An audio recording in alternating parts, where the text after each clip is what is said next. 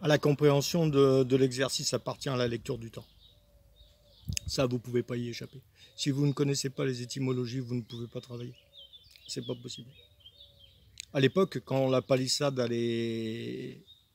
les instances ont décidé de mettre la palissade à 2 mètres 30, moi je me rappelle, tout le monde n'a pas forcément été choqué de ça. Moi j'ai dit non. Non, la palissade elle reste à 2,50 m chez moi. On m'a dit oui mais bon à quoi ça sert? Moi je dis mais moi vous faites ce que vous voulez. Hein. Moi je vous pose pas de conditions, je vous dis pas voilà, moi c'est moi, vous faites comme moi je vous dis.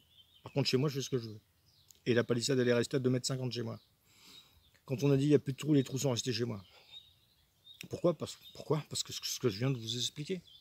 Ensuite, quand une instance vous dit oh, on va faire ci, on va faire ça, au niveau de la balançoire, de cette stupidité voilà, cosmique, hein. Là, il fallait vraiment être désespéré pour faire ça. Hein. Tout le monde a dit ouais. Mais si tout le monde dit non, on fait pas ça. Nous en France, on a dit oui. Donc tu dis oui, bah, c'est oui. Pourquoi pas autre chose après? Puis on n'en finit plus. Voilà, on va te sortir le sempiternel débat du BE1. On va dire oui mais le BE1, oui mais le BE1. Aujourd'hui, dès qu'on fait quelque chose qui normalement doit rentrer dans un noyau génétique qui doit être acté, justifié, parce qu'attention, il ne s'agit pas de faire quelque chose sans le justifier. Hein.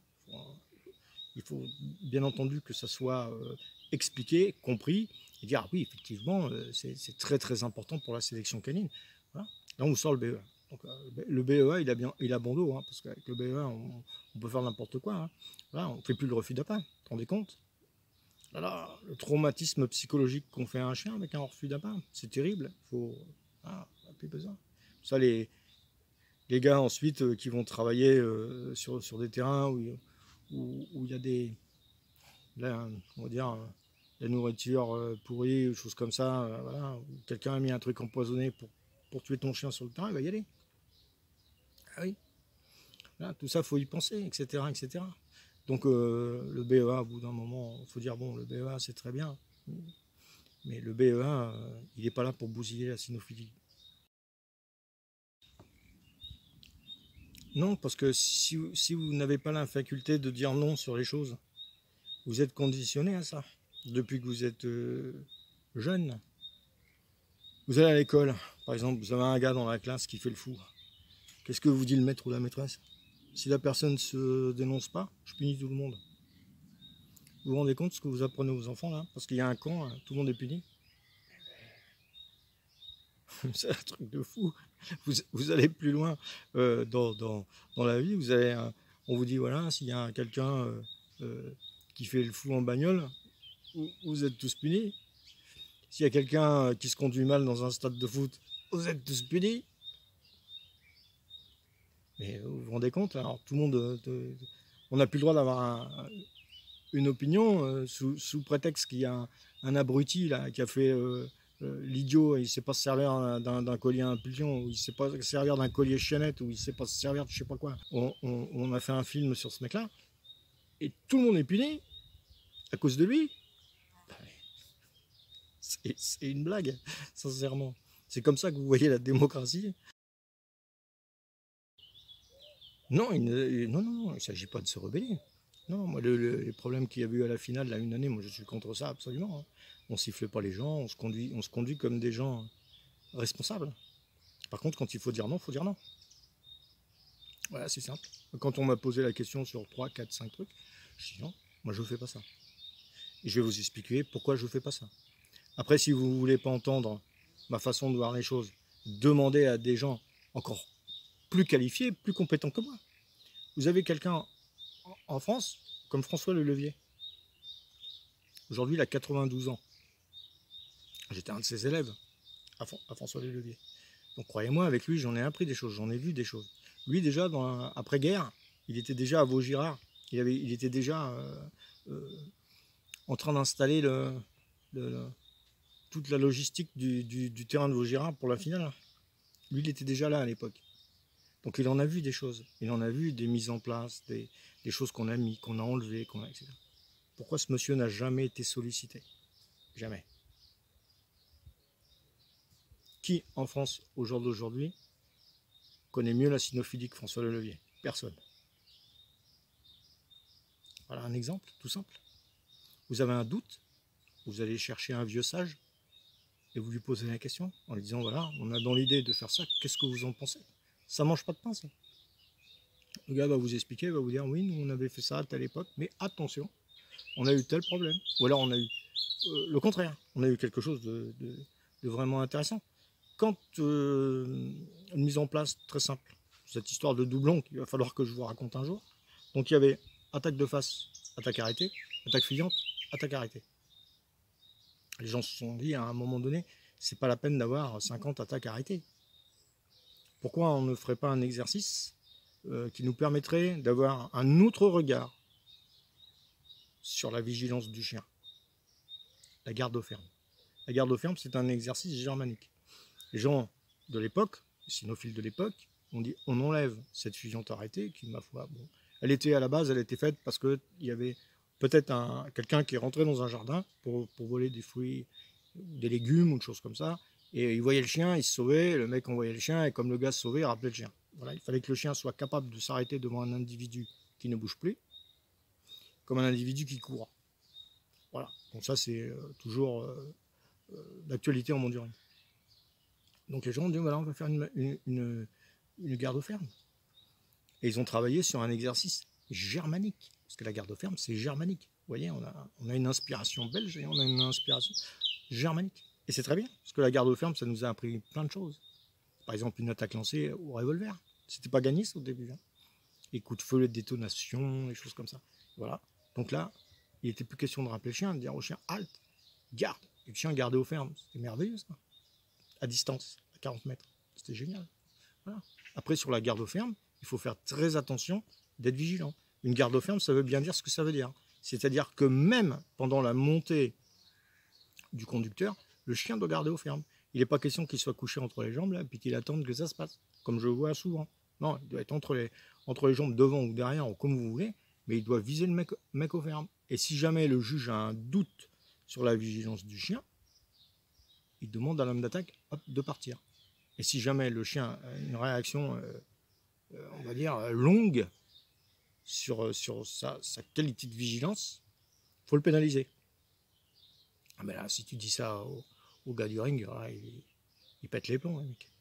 Et pourtant, la réalisation de l'exercice, dans sa finalité, elle est là.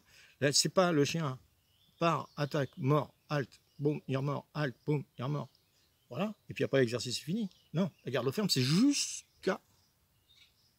On désarme le malfaiteur, jusque-là, on désarme le malfaiteur, on rappelle le chien, poète, l'exercice est fini. Jusqu'au moment où tu n'as pas rappelé le chien doit être en vigilance. La garde au ferme, c'est ça, l'étymologie.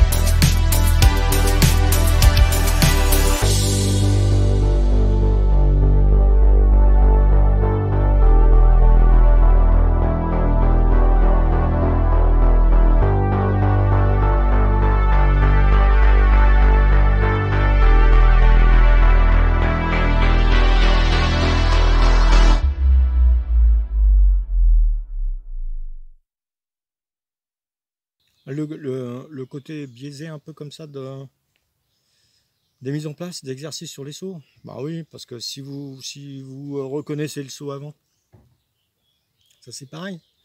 Le gars il arrive, il fait ses pas réglementaires, il met son chien en place, il va faire... Ah là là là, que d'énergie perdue. Moi j'interdirais le fait de reconnaître le sautoir au chien. Vous n'avez pas le temps de ça dans la vie réelle. Il faut aller vite. Hein. Donc le chien il est couché, ou assis, ou comme vous voulez, ils en place, tac, pas bouger, vous allez à votre saut, saut, tac. C'est à vous, au jugé, de mettre le chien en place. Vous reconnaissez le saut, vous faites les pas réglementaires, et vous revenez, et vous repartez. Moi, un jour, j'ai vu ça, je sais plus, c'était un concours, c'était le matin de bonne heure. J'étais comme ça au grillage, je regardais le mec mettre son chien en place, là, j'ai failli m'endormir. Et le ring, c'est tout sauf ça, les gars. On doit être accroché au grillage en regardant, en se disant, bon sang, comment le chien va sauter, comment ça va se passer, on devrait être, comment dire, excité de voir ça, de voir ce chien sauter, comment il va faire, est-ce qu'il va lever les pattes, est-ce qu'il va grouper, on devrait être vraiment motivé de voir ça. Moi j'étais là, j'ai failli m'endormir. Vous vous rendez compte? Alors ça c'est pas possible. Déjà 3 sauts. Oh là là. Personnellement, hein, je mettrais 3 sauts quand le chien a dépassé 6 ans. Voilà. Le chien, il commence à 6 ans. Bon, c'est plus un chien de 2 ans, hein, 3 ans. 6 ans, on lui met un essai supplémentaire. Voilà. 3 essais, pas 3 sauts, excusez-moi. 3 essais. Voilà. 3 essais, c'est beaucoup trop. 2, c'est bien. Un saut d'échauffement, un saut réel. Le gars, il réussit, il réussit. Il réussit pas, il réussit pas. Point final. On sait si le chien il saute ou il saute pas. Hein, parce que là, en comptant les pas, en faisant 3 possibilités, oh là là là. Vous vous rendez compte? La palissade 2,30 m en 3 fois. Avant c'était 2,80 m. Les gars ont dit 2,80 m, ça fait peut-être un peu haut. Donc 2,50 m. 2,50 m c'est idéal. Pour toutes les races. C'est idéal. De travail. C'est idéal. De toute façon, un chien qui n'est pas sélectionné pour le travail, il ne travaille pas. Dans le temps, il y avait des alphenals ou des bâtards ou des chiens sans papier qui faisaient du ring avec nous. De temps en temps, on en avait un, évidemment à leur niveau, hein, mais ils faisaient du ring avec nous parce qu'ils y arrivaient. C'était des croisements de chiens de ferme avec je sais pas quoi, donc ils avaient une rusticité, ils y arrivaient. J'ai vu des croisements improbables. Berger allemand bosseron, tervuren berger allemand, j'ai vu des trucs, des chiens, vraiment des gros chiens comme ça, réaliser des parcours de chiens en blanc, parce que bon, ils n'avaient pas de papier, donc ils ne pouvaient pas faire de concours, mais ils pouvaient faire les chiens en blanc. Et ça, c'était vachement bien, parce que les chiens sans papier comme ça, qui avaient une nature à pouvoir pratiquer une discipline, à l'époque, c'était super, parce qu'ils formaient nos hommes d'attaque, ils faisaient beaucoup de choses, puis c'était des chiens avec un noyau rustique assez fort. Donc c'était bien. Le jour où ils ont interdit ça, ils ont encore fait une grosse bêtise. Ouais, parce que ça c'était nos chiens en blanc, ça. Et le gars qui avait un chien sans papier venait au club pour faire de l'éducation traditionnelle, il voyait ça, ça l'intéressait, il travaillait un peu avec son chien, puis après il a acheté un chien avec des papiers. Et on le gardait au club, ce gars. Et aujourd'hui, on ne voit plus ça. Aujourd'hui, non seulement on ne voit plus ça, mais l'autorisation de faire des chiens sans papier existe toujours. Ça c'est pareil, il faudra qu'on m'explique aussi pourquoi. Et ces gens-là ne peuvent plus venir au club. Donc ils ont un chien sans papier. Imaginez, j'ai discuté avec une amie l'autre jour qui m'expliquait qu'il y avait des gens qui avaient un élevage de malinois sans papier. Voilà. Donc là, je ne sais pas trop à quoi ça sert de faire des malinois sans papier. Bon, voilà. Donc elle les vend. Donc les gens, ils achètent un malinois sans papier. Ils ne peuvent pas faire de compétition. Donc le gars qui est intelligent, qu'est-ce qu'il fait? Ben, il va l'éduquer. Voilà. Ou va s'en servir pour son métier, s'il est maître chien, etc. Et encore que maintenant, il demande beaucoup de chiens avec des papiers. Et puis voilà. Donc tout ça, ça sert à rien. Il aurait mieux fallu dire, voilà, les chiens sans papier n'ont plus le droit de travailler, mais on n'a pas le droit d'en produire. Au moins, il y aurait eu une cohérence quelque part. Mais bon, il y a toujours une interdiction et une bêtise à côté. Pour la hauteur de palissade de 2,80 m. Ouais, oui. Ils sont revenus à 2,50 m, c'était plus logique. 2,80 m, c'était réservé quand même à une élite de chiens. Si vous voulez faire de la compétition canine, il faut quand même pas mettre la barre.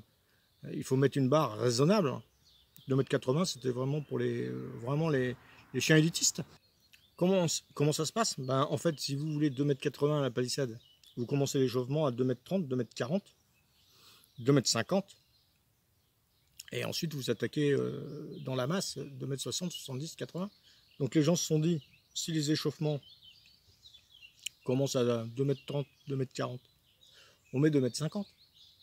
Et voilà. Donc on a gardé cette norme. Et 2,80 m, c'était plus la peine. Mais on entraînait quand même les gens qui voulaient assurer 2,50 m, les dresseurs qui voulaient assurer 2,50 m à la palissade, entraînaient à 2,70 m. C'est pour ça que vous voyez souvent sur les photos des vieux clubs, des palissades d'osso à 2,50 m, des chiens à 2,50 m, avec quand même un petit côté sur les deux pylônes où on peut continuer. On peut aller jusqu'à 2,80 m. Les gars avaient encore conservé ce type de palissade. Moi, j'avais fait un truc tout con chez moi pour ma palissade. J'avais les gars qui étaient venus, les gars du téléphone qui étaient venus changer les poteaux. On m'avait mis des poteaux en béton. Et les poteaux, ils avaient mis les poteaux par terre en bois. Je dis, ça vous dérange pas si je les garde? Ils m'avaient dit non, vous pouvez les garder. Donc j'avais creusé un trou, j'avais mis un produit pour pas que le bois pourrisse. J'avais mis mes deux poteaux. Et puis j'avais cloué des tasseaux. Comme ça, je mettais les planches au milieu. Comme ça, je pouvais mettre ce que je voulais. Voilà. J'avais fait attention de bien coordonner les deux pylônes pour pas que les planches s'harmonissent au milieu. Garder un truc. Je vois en Belgique, ils font ça. Hein. Ils ont une base en béton. C'est vachement bien ça. Puis ils font tomber les planches. Alors, ils liment les arêtes et tout. Les Belges sont toujours très très intelligents dans la construction de tous les agrès. Ils ont des choses. Déjà, c'est joli ce qu'ils font. C'est très agréable à l'œil. Hein. Visuellement, c'est très beau. Quand vous voyez les terrains sont toujours décorés avec beaucoup de goût. Mais le goût est conjugué aux pratiques. Ils font jamais rien pour rien. Ils font pas un esthétique gratuit. Ils font toujours un esthétique avec une réalisation derrière qui amène une analyse du chien à 100% sur la réalisation de l'exercice. C'est là où ils sont toujours très très forts les Belges. La performance de saut, en définitive, les mises en place ont été mises pour sécuriser le chien. À la base, ouais. Que le chien est un repère visuel ou olfactif, hein, parce que bon, mise en place, c'est pas toujours visuel. Quand vous faites votre saut d'échauffement, le chien il sait pas où il atterrit. Donc tac, il atterrit, il se positionne à un endroit, il marque le sol de son empreinte olfactive. Mais bon, si vous n'avez pas été le premier concurrent, parce que fatalement il y a le chien en blanc, donc lui aussi il a laissé une empreinte. Beaucoup de chiens ont laissé des empreintes, donc le chien il lit le journal. Hein. Ça c'est comme à la garde d'objets. Hein. Mon premier maître, Alain Savignac, il disait ça, il disait tu mets le chien à la garde d'objets, il lit le journal, il voit comment que ça s'est passé avec celui d'avant. Ouais, mais c'est tout à fait ça. Et à la palissade, c'est pareil. Donc la mise en place, les gens qui mettent un petit tapis. Moi j'aimais bien mettre des petites plaquettes de bois parce que les tapis ils m'en ont bouffé. Donc je mettais une plaque de bois qui au bout d'un moment faisait presque partie du sol. Et j'en avais les plaques un peu en losange. Et puis comme ça le chien voyait la plaquette, tac, il se mettait dessus. Voilà. Et puis après, le fait quand j'arrivais à proximité d'un concours, je les enlevais. Le chien, il n'avait pas de repère, mais avec la distance, il voyait à peu près où il fallait se poser. Voilà. Les mises en place, c'est juste fait pour sécuriser. Hein. On n'a jamais dit que les mises en place devaient être le chien avec la tête fixe, ces trucs-là, comme je vois en ring aujourd'hui, hein, avec des chiens, des statues qui ne bougent plus. Ça, c'est pareil. Hein. Le mec qui a eu cette idée-là, il n'a pas du tout compris le but du saut. Hein. Du tout. Hein. On n'a jamais dit que le chien devait être comme ça, immobile. Il marque la mise en place. Tu arrives à un saut, si tu ne le reconnais pas, moi c'est ce que je faisais, j'ai jamais reconnu un saut de ma vie avec mes chiennes. J'arrivais, couché, pas bouger, j'allais me mettre en place. Coup de trompette, X saute. Voilà. Si le chien, tu le mets en place couché, et que le chien, lui, il est dans les starting blocks, puis qu'il se lève un peu, ouais, c'est où le problème? Donc pourquoi aller embêter un mec en disant oui mais la mise en place ça doit être comme si, la mise en place qu'est-ce qu'on s'en fout, ce qui nous intéresse c'est la répercussion de l'exercice, dès l'instant qu'il part au coup de trompette, dès l'instant qu'il ne désobéit pas. Oui c'est ça, il faut bien discerner ce qui est facultatif, ce qui est obligatoire, enfin, quand je dis obligatoire, nécessaire pour la bonne fonction de l'exercice. Parce que vous vous rendez compte, un chien qui passe 2,50 m facilement, il sait monter, il sait descendre, il sait se positionner, il sait se retourner, il sait remonter, etc. Vous vous rendez compte de l'équipier que vous avez dans une mission là? Là, vous avez vraiment un pote à qui compter. Hein. Vous allez vous dire, attention, nous, on travaille avec un chien. Si jamais ça va pas, par exemple que vous ayez une position un peu plus haute, les gars, qu'est-ce qu'ils font? Ils se mettent, ils font le dos rond, le chien monte sur le dos et tac, il monte en haut.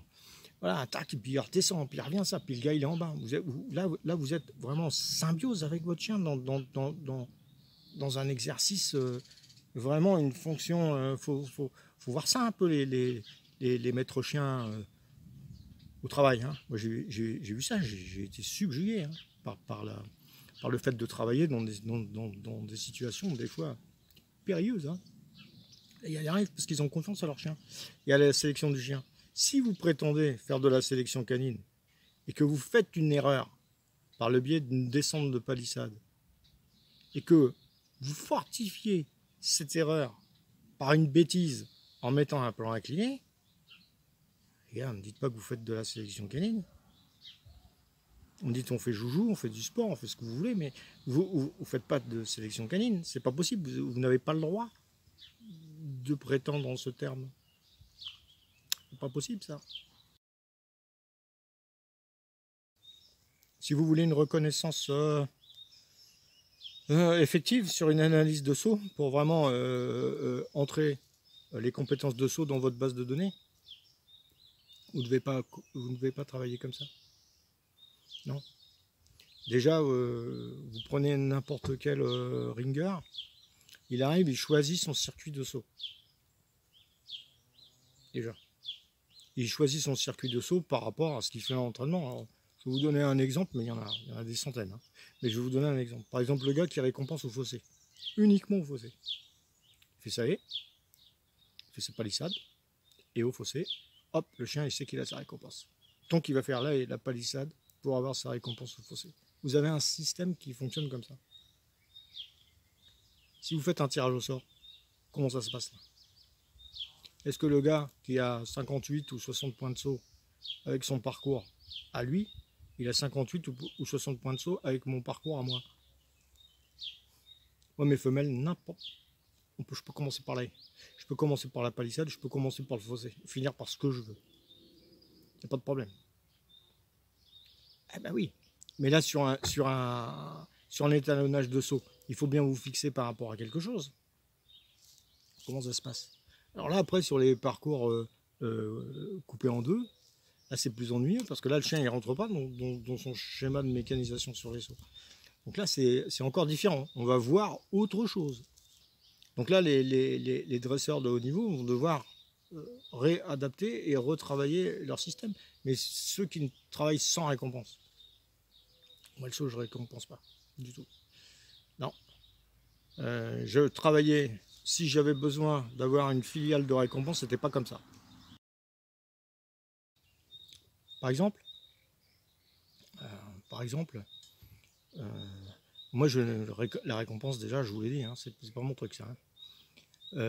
Donc, il y a deux choses sur lesquelles je ne m'aventurerai jamais. C'est sur les récompenses, sur les exercices et sur les colliers, impulsions, tout ça. Ça, c'est pas mon école. Moi, j'aime que le chien fasse l'exercice parce qu'il l'a compris, parce que je lui ai bien expliqué qu'il a compris, qu'il a envie qu'on le refasse ensemble. Moi, ça partait uniquement, mon principe de dressage partait uniquement là-dedans. Par contre, si tu peux accélérer, accentuer par le biais d'un artifice, que ce soit un collier, une balle, un boudin, je ne sais quoi, pourquoi pas? Je suis pas contre le truc, si le mec le fait et que ça marche, pas de problème. Mais moi, non. Donc comment je faisais? Je mélangeais pas tout. Déjà, le chien, il jouait pas sur le terrain. Le terrain, on travaille. Quand on a un simulacre de jeu, ou quand on a une ébauche de quelque chose qui peut être divertissant pour le chien sur le terrain, outre son travail, parce que je pars du principe que le travail, ça doit quand même le divertir. Hein. Il mord pour lui, il mord pas pour moi. Hein. Donc, comment je procédais?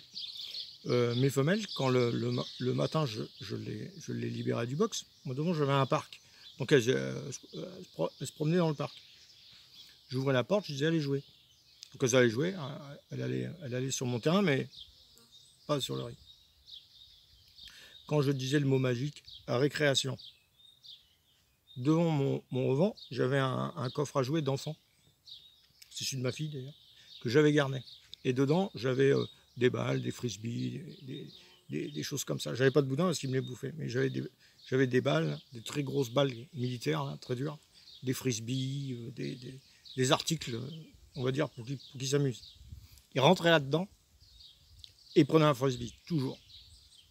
Et une fois qu'ils avaient leur frisbee, ils m'attendaient, ils se couchaient, ils m'attendaient. Et là, on rentrait sur le terrain et là, on faisait du frisbee. Je faisais du frisbee, pourquoi? Parce que je travaillais toujours mon chien sur les détentes lentes et droites. Je prenais mon frisbee, je le lançais, le chien courait, tac, sautait, plongeait, attrapait le frisbee, etc.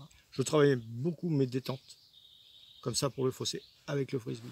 Donc, j'aimais bien avoir 2 chiennes. Bon, j'en avais 4, hein, parce que je gardais toujours une mamie. Donc, j'en avais toujours une qui patientait avec la mamie pour éviter que elle se fasse mal, hein, parce que les chiennes, quand elles arrivent à 9 ou 10 ans, elles croient qu'elles sont jeunes, hein, donc elles y vont, mais il faut quand même les ménager. Donc, je prenais mes 2 chiennes, je faisais un lancer à droite, un lancer à gauche, et je travaillais ma détente, toujours ma détente, en pensant que le chien sautait un fossé. Si bien que quand je faisais des concours, même en échelon 2, au saut de fossé, je demandais toujours 4 mètres. Et je me rappelle, les juges à l'époque, ça les surprenait toujours. Je faisais 4 mètres. 4 mètres au fossé. 1,20 m et 4 mètres au fossé. Quand je prenais ça en 2, par exemple. Ils me disaient, ah bon, ouais, pas de problème. Et je travaillais toujours comme ça, mes femelles. Et un jour, je fais un changement de terrain à Saint-Nazaire.